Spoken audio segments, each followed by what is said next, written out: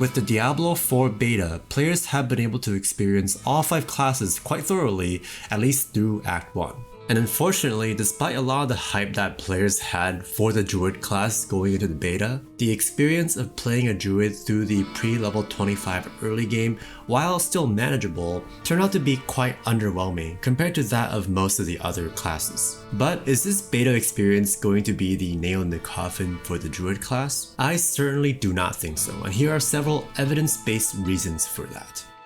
And first is that the unique class mechanic for Druids, the Spirit Boons, were actually not accessible during the beta. These are essentially up to 5 buffs that Druids can unlock by basically forming bonds with certain spirit animals, and by the end of it, you can actually have up to 5 buffs, although when it unlocks at level 15, which by the way, when it does unlock, that should provide a decent onboarding, so to speak, for the rest of your early game and mid-game leveling experience, right? And to sort of clarify what I mean, it's that before level 15-ish, the game is generally easy enough for you to not really need these buffs, and then after around that point, by unlocking these spirit animals, this should provide a decent enough bump to your power level relative to the content that you're progressing through, right? And so when the game actually launches, by having actual access to the Druid class mechanic, just by having this at level 15, the power level of the Druid should feel somewhat closer to that of the other classes, which did have their class mechanics, or at least have unlocked at least partially their class mechanics during the beta. But as for what and how powerful these boons are going to be, nothing's been officially revealed yet, except for some information that people have been able to scrape together from the alpha versions of the game. So special thanks to Reddit user DoomKoon4648 for sharing this. And again, we can potentially see something very different with the official reveal, especially taking people's beta feedback into account perhaps. We could even see a stronger version of this. And also keep in mind that the Druid will likely only be able to collect a few of these buffs at the beginning, and then build towards stacking up to 5, say through the mid or even higher levels up to level 50 perhaps. And from what's been shared so far, you'll be able to take 5 buffs from 4 animals, meaning that for one of the animals, you'll be able to select 2 buffs. And preferably this can come from the Snake Spirit, which as I've highlighted seems to have the most powerful passive abilities, and it also happens to be that the snake is the final spirit animal that the Druid will unlock. And any of these buffs that I've highlighted can be a game changer in my opinion. For example, the snake spirit animal one can provide a ton more damage by overpower or dealing more AoE damage with lightning skills, or reducing the cooldown of your ultimate skills, and also perhaps provide a lot more sustain if you decide to go for the shape-shifting critical strike route. And even the energized passive from the Wolf Spirit can be extremely significant in my opinion, especially since spirit generation seems to be a primary issue of the Druids, at least in the early game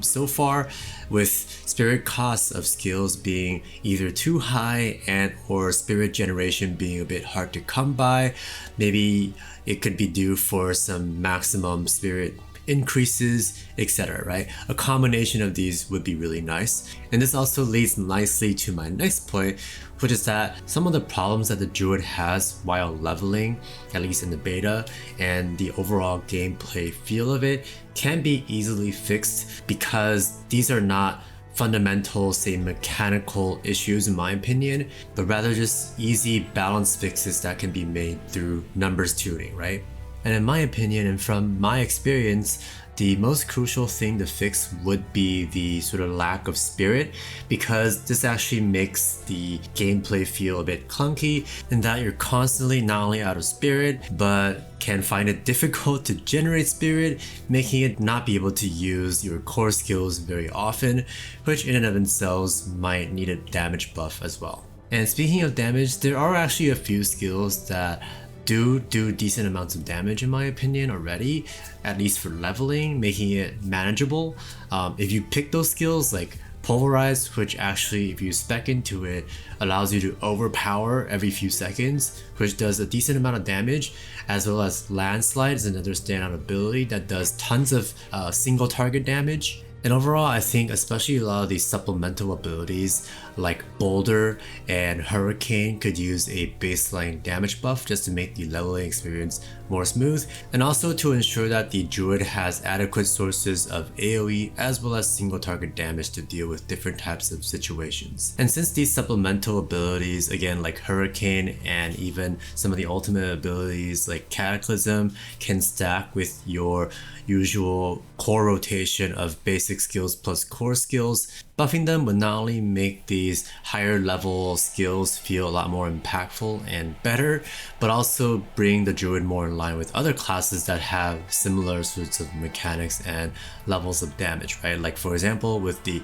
Hydra and the Sorcerer, where they can just put a Hydra down to deal extra damage while they're using their normal rotation. The minions of the Necromancer, the imbuements or like poisoning or shadow imbuement of the Rogue, bleeds of the Barbarian, etc. And even without a lot of the buffs that, in my opinion, are sure to be coming, because Blizzard sure as hell doesn't want the group of players that want to enjoy this type of class fantasy, or actually several class fantasies with the Druid, to feel left out. But anyhow, even without the buffs that are coming and without the class mechanics, the spirit animal boon system, there were actually already a few viable leveling builds even during the beta. Granted, the Druid did feel significantly weaker compared to some of the other classes leveling throughout the beta, especially the Necromancer, which came out at the same time as the Druid. Although I do think that the Necromancer could also use some tuning,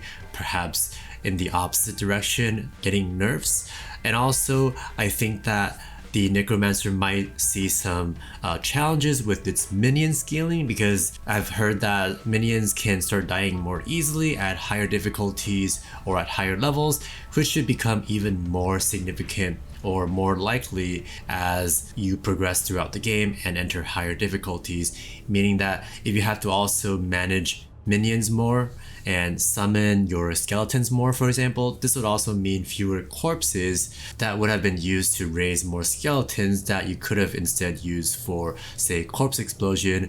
which was a lot more easy to do early on in the game when minions were more survivable. Anyhow, coming back over to the Druid, as I mentioned before, even during the beta, the landslide build was quite decent, especially for a single target, meaning that it actually does quite well against elites and bosses, with its main mechanic being that every time you immobilize or stun an enemy, you actually guarantee a crit on the ability, meaning that you can actually stack critical strike damage to get really high damage on the ability, and also you'll be able to utilize the extra critical strike damage from your passives on your skill tree as well as legendary powers. However, this build can be somewhat lacking on the AoE front, which can, in my opinion, be alleviated with a simple buff to, say, Hurricane damage and or Boulder damage, and or just utilizing, in addition to Landslide, another core ability, Pulverize, which can also be converted to an Earth ability to synergize further with the legendary power that you can actually acquire the aspect for from one of the later dungeons in the game. And speaking of overpower, I think focusing on that ability as primarily a beer is also viable, although I do also think that it perhaps is lacking in a bit of consistent single target damage for, say, elite and boss fights. And so I think by buffing some of those abilities that can help with that, such as perhaps the companions, can be a great help for more shapeshifting and pharaoh focused druids, including werewolves as well. Shred is actually kind of a neat ability because it'll actually allow you to dash or sort of teleport, but I think the spirit generation or lack thereof is a big problem for shred and wolf focused builds. And also, if you want to do rabies, it's some nice added AoE, but it could, in my opinion, use a damage buff as well. And back to the elemental side, I do also think that Lightning Storm, especially since I really like the aesthetic and style, could use some help, and also Tornado, perhaps a bit less so. Both I think can especially benefit from spirit generation optimization or cost optimizations, like with reduced costs, more spirit generation, more max spirit, or a combination of these. Now unlocking the boon system can probably help a bit, especially if you're able to get the wolf spirit early on, but even so, for the earlier game experience, I think both of these spells and other spells as well could use a bit of a bump. Now for a couple more reasons that the Druid could actually be a bit stronger than most people believe. And the first is that survivability generally becomes much more of a concern compared to, say, the early game experience like with Act 1. Especially if we compare this to previous Diablo games, wherein because the Druid actually has several survivability oriented builds, like with synergies with Fortify, actually options for becoming fortified, barrier generation, and also overpower, right, which benefits from having more fortify and that it actually allows you to do more damage while also becoming more tanky. If monster damage starts to scale up during higher levels and also especially higher difficulties, this could be a chance for the Druid, especially the tanky builds, to start to shine. And again, this is because the Druid is one of the few classes, I think aside from the Barbarian, that can actually build tankier and deal more damage as a result, and actually have support from skills to allow for that. And one last thing to sort of reconsider the Druid for is actually PvP, because PvP is a completely different type of game than PvE, wherein a lot of the abilities or types of mechanics that are valued for it will be different from your standard PvE options. For example, burst damage is likely going to be quite good for PvP, and with the Druid I can already see some paths to that with, again, the landslide ability with its guaranteed crit. Although critical strike damage from gears seems to be capped against players, I believe there's still a good chance for the critical strike damage bonuses from skills as well as from legendary powers to still work.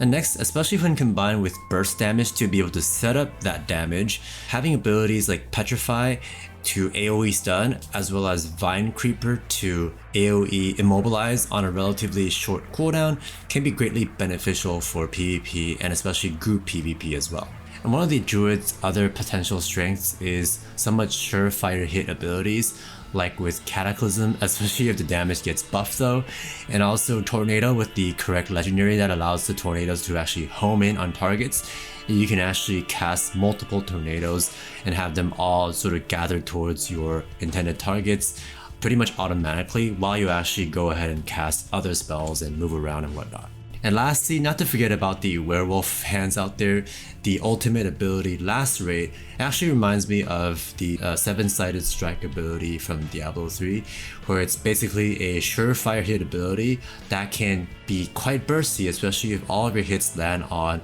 one or a couple of targets. Now, of course, we have to also acknowledge that the Druid is not without its potential weaknesses when it comes to PvP, such as not having as much perhaps mobility as compared to some of the other classes. Trample could be useful for this, but I'm not sure if it actually justifies a skill slot for it because of how kind of slower moving it can be compared to some of the other movement abilities. However, another aspect of PvP that could actually favor the Druid's type of playstyle and abilities is that they should actually occur in very small, confined zones, being the fields of hatred, and especially since the objective is to turn in these currencies to a specific altar within these fields, meaning that people will try to congregate towards these small areas. And if that is the case, mobility should be a bit less of an issue. And those are my thoughts of how strong I think the Druid will be at the launch of Diablo 4. Mainly, I really don't believe that Blizzard can afford even to drop the ball on this.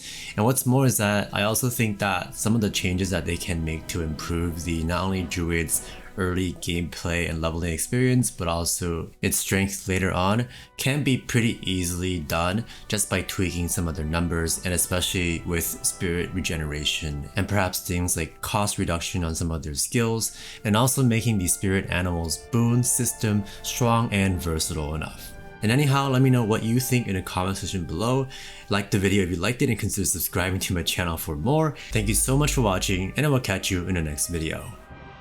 Peace.